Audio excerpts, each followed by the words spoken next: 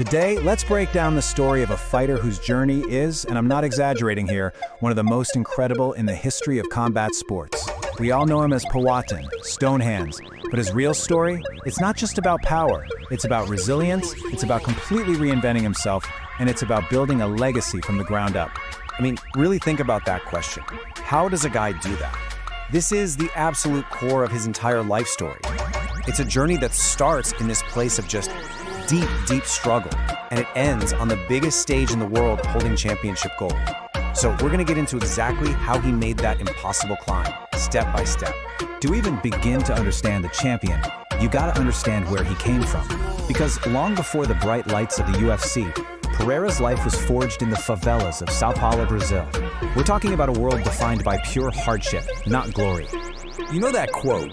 It's not some slick marketing line. It is the literal, unfiltered truth of his origin story. His first, and honestly his greatest opponent, wasn't another fighter in a ring. It was alcoholism, a battle that almost ended everything before his career even had a chance to start. I mean, just look at this timeline. It's staggering.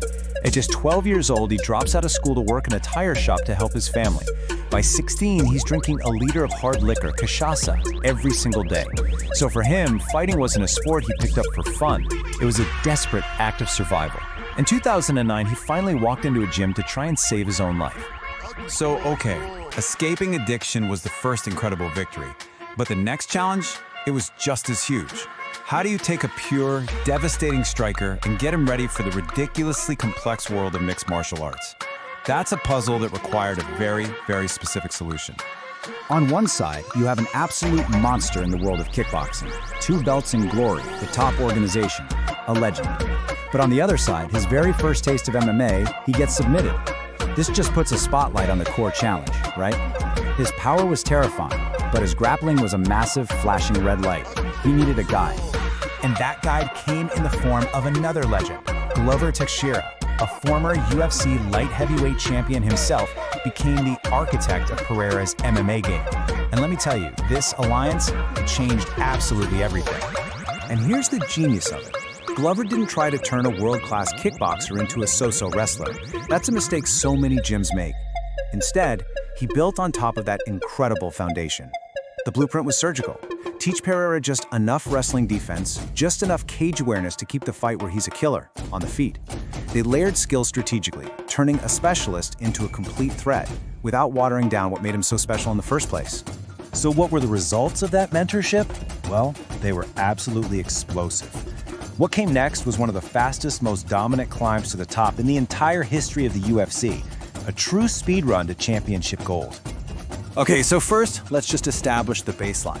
In the world of kickboxing, he'd already conquered 2 different divisions. He was already a proven double champ. That was the raw material they were working with.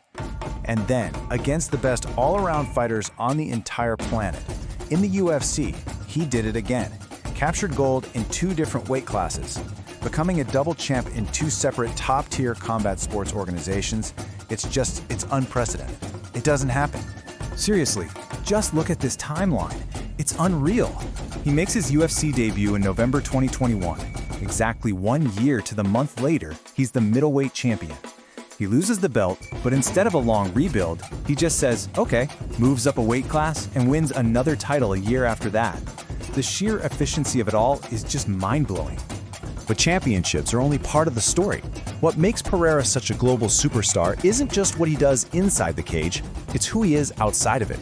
The man has built one of the most powerful and authentic personal brands in all of sports.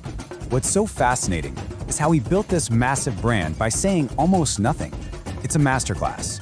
You've got the stoicism, right? That stone face that creates this aura of an unstoppable force. Then you have his Pata Taxo warrior heritage, which you see in his walkouts. It's authentic, it's different, it's captivating. And of course, a simple one-word catchphrase, Chama, that just exploded and went viral. He proves you don't need to be the loudest guy in the room to be a star. You just need to be real. You know who just captured it perfectly? Joe Rogan. In a sport that is just overflowing with trash talk and big personalities, Pereira's brand is silence. His power and his presence, they do all the talking. That quiet confidence has made him one of the most compelling fighters we've ever seen. All right, so he's conquered addiction, he's conquered 2 different sports, and he's conquered the world of marketing. So what do you do next? What's left? For Pereira, the answer lies in cementing a legacy that's going to outlast any championship belt he ever holds. Is it the titles, the knockouts, the money? For Pereira, it turns out it's something way bigger than all of that. It's about building a bridge for the kids who are walking the same tough road that he once did. The answer is more than 700 kids. This isn't just about writing a check. This is a direct, hands-on investment in the next generation. It brings his entire journey completely full circle. And get this, the Instituto Poatan isn't just a fight gym. Yeah, he offers martial arts, the very thing that saved his life, but he also offers computer classes and English lessons, all for free. He's giving these kids real-world tools for social and economic mobility. He gets that not everyone's going to be a world champion, but he believes everyone deserves a fighting chance at life. And really, his own words just say it all, don't they? The man who once fought just to escape his circumstances now fights to create opportunities for others. His legacy, it's not just being written in the record books. It's being built brick by brick in his hometown, proving that the strongest hands are always the ones that lift others up.